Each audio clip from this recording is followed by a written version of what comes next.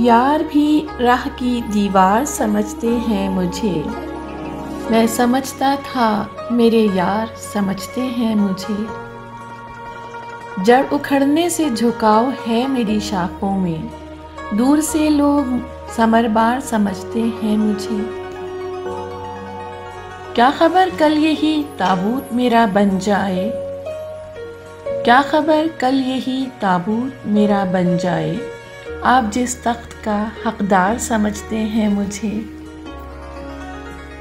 मैं तो खुद बिकने को बाजार में आया हुआ हूँ और दुकानदार खरीदार समझते हैं मुझे।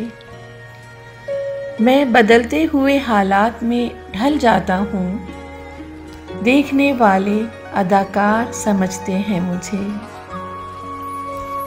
मैं तो यूं चुप हूँ कि अंदर से बहुत खाली हूँ और ये लोग पुरइसरार समझते हैं मुझे। रोशनी बांटता हूँ सरहदों के पार भी मैं। हम वतन इसलिए गद्दार समझते हैं मुझे। जुर्म ये है कि इन अंधों में हूँ आँखों वाला और सज़ा ये है कि सरदार समझते हैं मुझे। लाश की तरह सरे आब हूँ मैं और शाहिद डूबने वाले मददगार समझते हैं मुझे।